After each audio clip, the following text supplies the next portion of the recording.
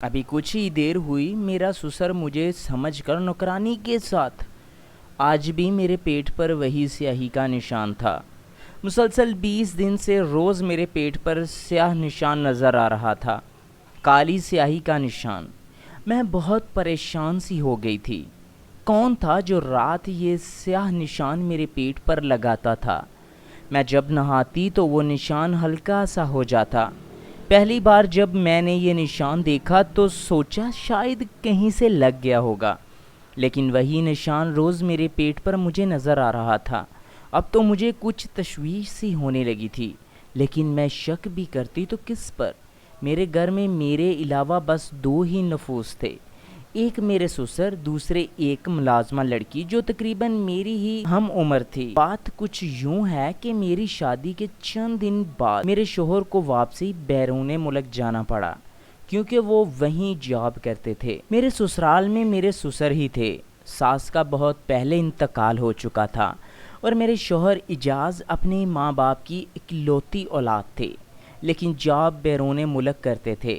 مجھے کہنے لگے کہ جاتے ہی تمہارا ویزا لگوا کر تمہیں بھی وہیں بلوا لوں گا۔ میں اپنے شوہر کے جانے پر بہت اداس تھی۔ گھر میں ایک نوکرانی تھی جو دن رات وہیں رہتی تھی، ورنہ تو گھر پر میں اور میرے سسر ہی اکیلے ہوتے۔ لوگ طرح طرح کی باتیں نہ بناتے، اس لیے میری شادی سے چند دن پہلے ہی ایک نوکرانی دن رات کے لیے رکھ دی تھی، جو ہر کام کرتی تھی اور رات کو میرے ساتھ سو جاتی تھی۔ وہ بھی نوجوان لڑکی تھی۔ پہل تو میرے سسر کا زیادہ تر وقت اپنے کمرے میں ہی گزرتا تھا یا پھر لاؤنج میں ٹی وی دیکھ کر، لیکن لاؤنج میں بھی وہ تبھی آتے جب انہیں ناشتہ یا کھانے کی طلب ہوتی۔ میرے سسر بہت محتاط اور وہمی قسم کے انسان تھے۔ کھانا کھانے سے پہلے ہاتھ دھوتے تو 15 منٹ تک ہاتھ دھوتے ہی رہتے، پھر بار بار دھلے ہاتھوں کو سونگھتے اور کہتے پتہ نہیں کون سا ہاتھ ٹھیک سے دھلا ہے اور کون سا نہیں۔ پھر کھانا کھاتے ہوئے ٹی وی دیکھتے رہتے۔ مجھ سے وہ زیادہ بات بھی نہیں کرتے تھے، بس کام ہوتا تو بلا لیتے ورنہ آواز نہ دیتے۔ میں پورا دن اس ملازمہ سے گھر کے کام کرواتی اور ساتھ ساتھ باتیں بھی کرتی رہتی۔ شروع کے 2 مہینے یوں ہی گزر گئے تھے۔ اجاز سے میری ہر 2 دن بات ہوتی تھی۔ میں ہر بار ان سے اپنے ویزے کا ضرور پوچھتی تھی، لیکن وہ یہی کہتے کہ کوشش کر رہا ہوں۔ جب بھی میں ملازمہ سے اپنے سسر کے کمرے میں صفائی کرنے کا کہتی، وہ کترانے لگتی، کہتی تھی باجی آپ بھی میرے ساتھ چلیں، مجھے بڑے میاں سے بہت ڈر لگتا ہے، بار بار مجھ سے کبھی بیڈ کی چادر بدلواتے رہتے ہیں اور جھاڑو دلواتے رہتے ہیں، کہتے ہیں تم ٹھیک سے صفائی نہیں کرتی۔ میں ملازمہ کی بات پر ہنسنے لگتی اور کہتی کہ وہ کچھ وہمی ہیں، تو کہنے لگی نہیں بی بی مجھے تو ٹھرکی لگتے ہیں، نظریں اچھی نہیں ہیں بڑے میاں کی۔ آپ کو پتہ ہے کل مجھے کہنے لگے اتنی گرمی ہے میرے کمرے میں نہانے جا رہا ہوں، تم چاہو تو دوپٹہ اتار کر کام کر لینا۔ مجھے اس ملازمہ کی یہ بات کچھ عجیب سی لگی۔ اسے تو میں نے یہ کہہ کر ٹال دیا کہ بیٹی سمجھ کر تمہارا احساس کر لیا ہوگا۔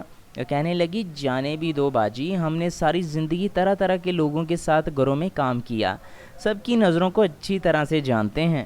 یہ کہہ کر وہ کچن میں چلی گئی۔ میں نے اس بات کو اتنی سنجیدگی سے نہیں لیا تھا، لیکن اب جو میرے ساتھ ہو رہا وہ کچھ عجیب و غریب سا تھا۔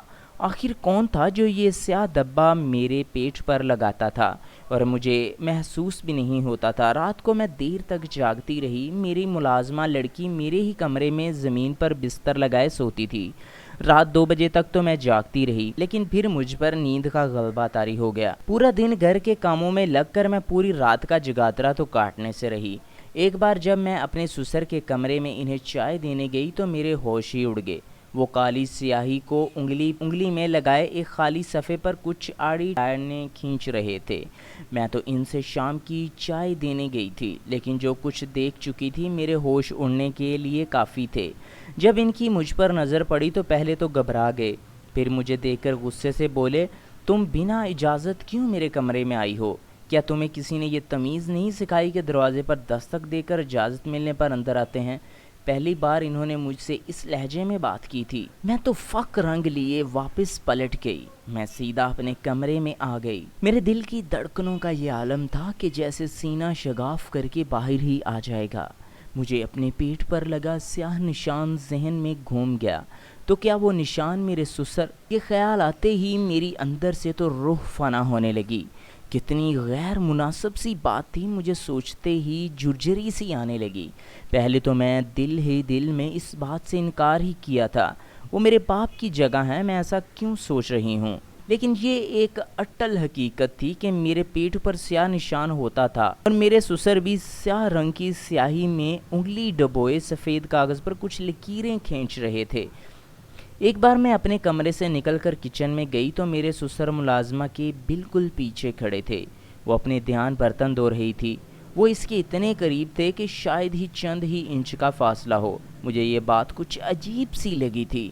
اس کا مطلب ملازمہ اس دن ٹھیک کہہ رہی تھی کہ میرے سسر کی نظر اور نیت اچھی نہیں ہے۔ میں کچن میں چلی گئی۔ میں نے اپنے سسر سے کہا، ابا آپ یہاں کیا کر رہے ہیں؟ کیونکہ میں نے انہیں آج سے پہلے کبھی کچن میں نہیں دیکھا تھا۔ وہ میری آواز پر بری طرح ہڑبڑائے تھے۔ مجھے کچن میں دیکھ کر کچھ بدحواس سے ہونے لگے۔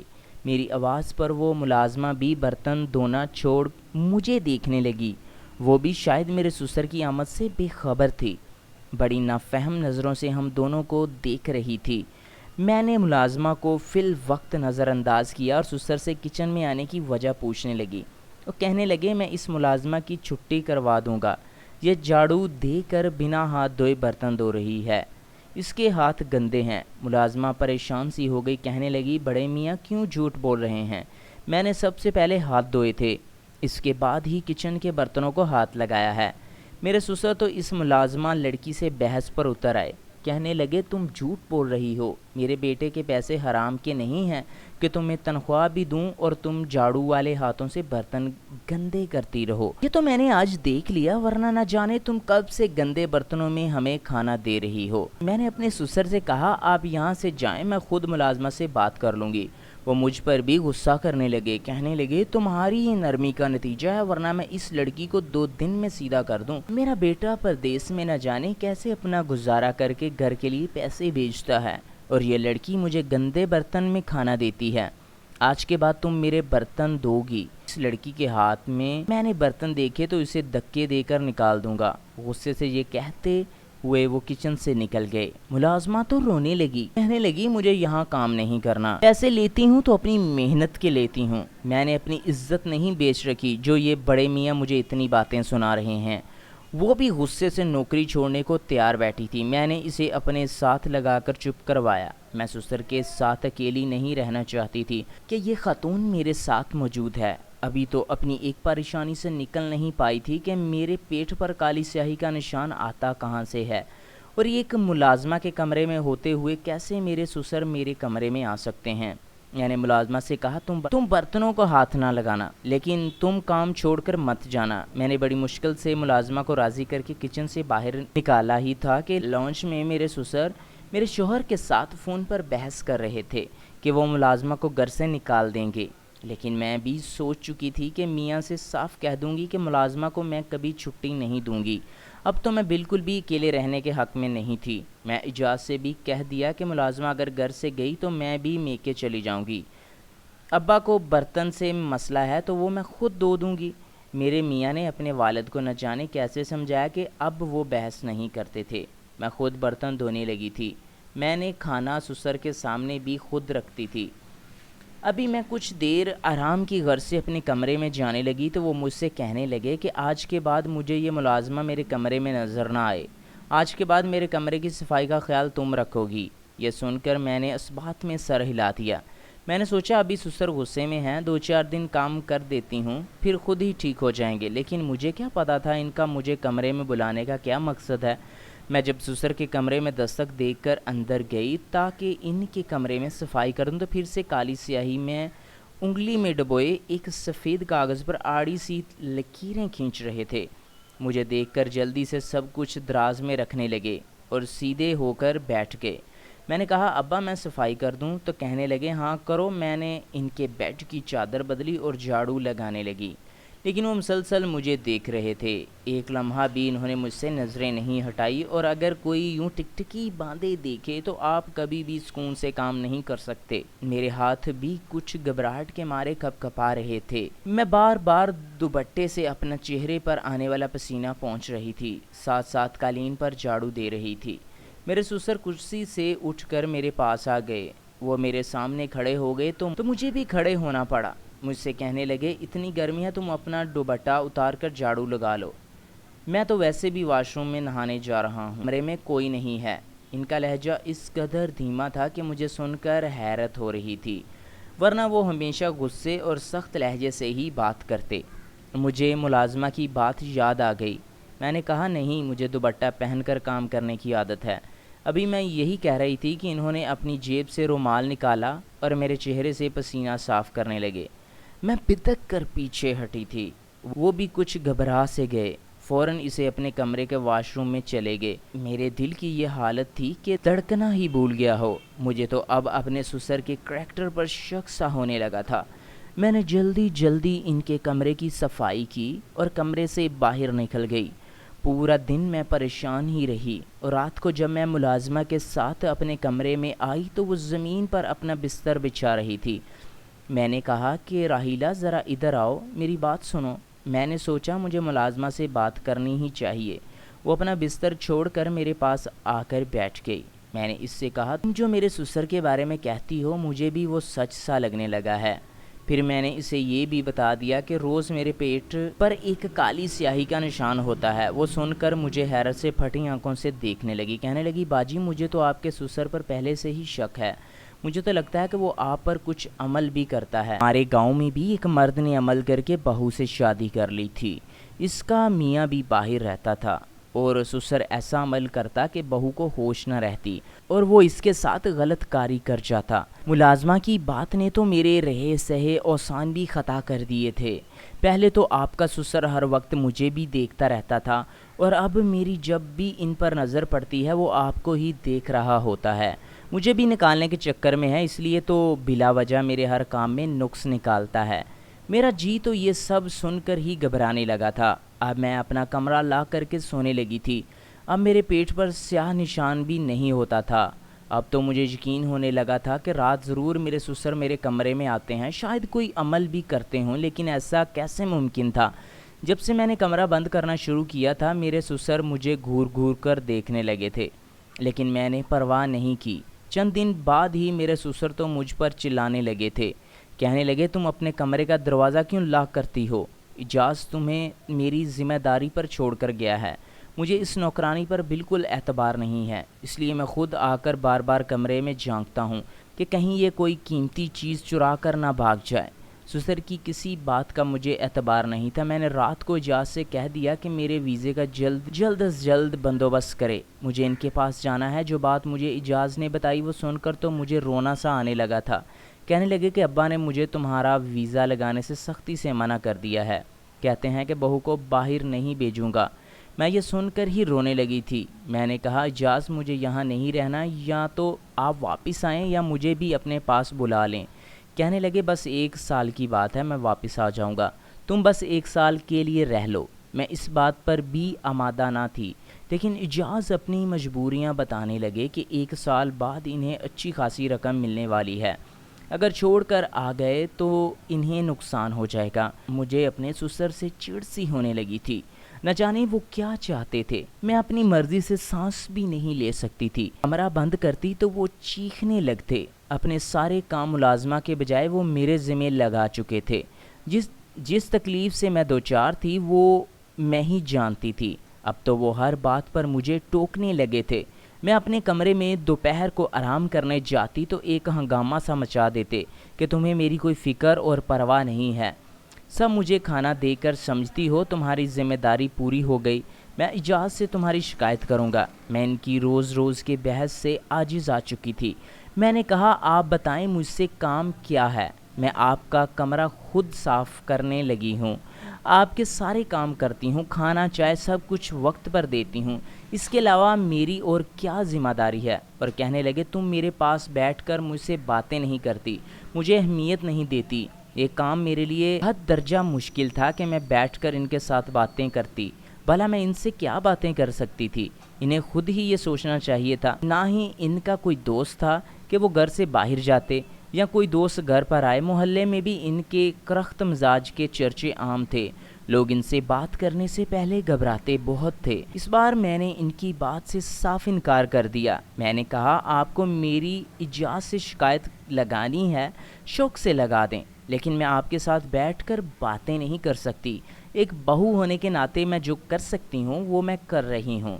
اس سے زیادہ کی امید آپ مجھ سے نہ ہی رکھیں تو بہتر ہے۔ میری بات سن کر وہ غصے سے پھپھر سے گئے، لیکن منہ سے کچھ نہیں بولے، اپنے کمرے میں چلے گئے۔ ملازمہ بھی وہیں کھڑی ساری باتیں سن رہی تھی۔ کہنے لگی باجی آپ نے بالکل ٹھیک کہا ہے، بھلا آپ کوئی بڑے میاں کی بیوی تھوڑی ہیں جو گھنٹوں ان سے باتیں کریں۔ مجھے ملازمہ کی بات درست ہی لگ رہی تھی۔ میرا بھلا کیا تعلق تھا کہ میں ان سے باتیں کرتی پھروں؟ میں نے سوچا اچھا ہی ہے وہ مجھ سے ناراض ہو گئے، کم از کم اب مجھے پریشان نہیں کریں گے۔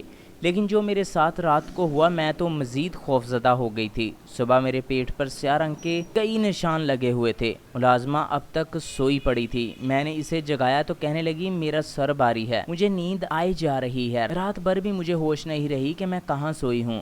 پھر کہنے لگی ہاں مجھے یاد آیا، رات کو میرے سر میں ہلکا سا درد تھا، بڑے میاں نے مجھے ایک سر درد کی گولی دی تھی، کہنے لگے یہ گولی کھا لو ٹھیک ہو جاؤ گی۔ لیکن نہ جانے وہ کھاتے ہی مجھے ہوش ہی نہیں رہی۔ میں یہ سوچنے لگی کہ اس نے تو گولی کھائی تھی، لیکن میں نے تو ایسا کچھ نہیں کھایا، مجھے کیوں کچھ یاد نہیں رہتا؟ آخر کیوں میرے پیٹ پر یہ نشانات ہوتے ہیں؟ اب میں سوچ چکی تھی کہ یہ چپ نہیں رہوں گی۔ میں رات کو ملازمہ کو ایک نیند کی گولی اور اپنے بیڈ پر سلا دیا اور خود چھپ گئی۔ ملازمہ کو میں پہلے ہی اعتماد میں لے چکی تھی، وہ میری مدد کرنے کو بھی تیار ہو گئی تھی۔ میں پردے کے پیچھے چھپی ہوئی تھی جب رات کے 2 بجے میرے سسر میرے کمرے میں آئے اور بیڈ کے قریب جانے لگے۔ جیسے ہی وہ بیڈ کے قریب ہوئے میں نے لائٹس جلا دیں۔ وہ یکدم میرے بیڈ سے پیچھے ہٹ کے مجھے اپنے پیچھے دیکھ کر حیران سے ہو گئے اور کمرے سے باہر نکل گئے۔ میں رسیوں سے بندھی ہوئی تھی، میرے ہاتھ پیچھے کو باندھے ہوئے تھے، منہ رومال سے بندھا ہوا تھا، میری آنکھوں سے بے بسی کے آنسو نکل رہے تھے۔ دوسری کرسی پر میرے سسر بیٹھے تھے، انہیں بھی رسیوں سے باندھا ہوا تھا۔ سامنے 2 مرد کھڑے تھے اور میری الماری سے سارے زیورات نکال رہے تھے۔ وہ ملازمہ ان کے ساتھ کھڑی تھی۔ سارا کھیل اسی کا رچا ہوا تھا۔ وہ کہنے لگی کہ وہ کب کا ہر چیز سے ہاتھ صاف کر چکی ہوتی، بس میرا اعتماد جیتنا چاہتی تھی۔ جان بوجھ کر وہ مجھے میرے سسر کے حوالے سے شک میں ڈالتی تھی۔ میرے پیٹ پر سیاہ نشان بھی وہی لگاتی تھی اور میرے سسر کو الگ میرے خلاف ورگلاتی تھی کہ آپ کی بہو اچھی نہیں ہے، آپ کو اہمیت دینے کو تیار نہیں ہے، اس لیے تو آپ سے کوئی بات تک نہیں کرتی۔ کیونکہ وہ اچھی طرح جانتی تھی کہ میرے سسر کچھ وہمی ہیں، اس لیے ان کے سامنے جان بوجھ کر جھاڑو والے ہاتھوں سے برتن دھوتی تھی۔ چاہتی تھی ہم سسر اور بہو ایک دوسرے سے الجھتے رہیں اور وہ اپنا کام کر جائے۔ جب میں اسے اپنا پلان بتایا تو اس نے اپنے جاننے والے 2 مردوں کو بلایا۔ اس نے کوئی نیند کی دوا نہیں کھائی تھی، وہ مجھے اور میرے سسر کو ایک کمرے میں اکٹھا کرنا چاہتی تھی۔ رات کو اس نے میرے سسر سے کہا آپ کی بہو مجھے آپ کی جگہ پر سلا کر رات کو کسی سے ملنے جاتی ہے، اگر یقین نہ آئے تو رات کو کمرے میں آ کر دیکھ لینا۔ اسی لیے میرے سسر رات کو جب میرے کمرے میں آئے تو بیڈ سے قریب ہو کر یہی دیکھنے لگے کہ سو کون رہا ہے۔ تبھی میں نے لائٹس جلا دیں۔ مجھے کمرے میں ہی دیکھ کر وہ واپس جانے لگے تو دروازے پر 2 مرد کھڑے تھے جن کے ہاتھوں میں تیز دھار چاقو تھے۔ ان مردوں کے کمروں میں داخل ہوتے ہی وہ ملازمہ اٹھ کر کھڑی ہو گئی۔ ہم دونوں بہو سسر کو رسیوں سے باندھ کر سب کچھ چوری کرنے لگے۔ اتفاق ایسا تھا کہ اسی رات اعجاز واپس آ گئے تھے، ہمیں سرپرائز دینا چاہتے تھے، لیکن جیسے ہی گھر پہنچے گھر کا مین گیٹ کھلا ہوا تھا، وہ گھبرا سے گئے۔ جب اندر داخل ہوئے تو مردوں کی آوازیں سن کر سمجھ گئے کہ کوئی چور گھر میں آ چکے ہیں۔ انہوں نے سسر کے کمرے میں جا کر پولیس کو فون کر دیا۔ کچھ ہی دیر میں پولیس ہمارے گھر پہنچ گئی تھی اور ہم بال بچ گئے تھے۔ میرے سسر نے اعجاز کو واپس بیرون ملک جانے سے سختی سے منع کر دیا کہ ہم کم پر گزارا کر لیں گے، لیکن کسی ملازمہ کو دن رات گھر نہیں رکھیں گے، وہ گھر کے بیدی ہو جاتے ہیں اور پھر جب موقع ملتا ہے اپنا کام کر جاتے ہیں۔ میری شادی کو 5 سال گزر گئے ہیں، میرے 2 بچے بھی ہیں، لیکن میں گھر کے سارے کام خود کرتی ہوں۔ ملازمہ کے لیے اگر کبھی میرا شوہر مجھے کہہ بھی دے تو میں صاف انکار کر دیتی ہوں۔ دوستو امید کرتا ہوں میری آج کی ویڈیو آپ کو پسند آئی ہوگی۔ چینل کو سبسکرائب کر لیں اور ویڈیو کو لائک کریں تاکہ ہر ویڈیو کا نوٹیفیکیشن آپ تک پہنچ سکے۔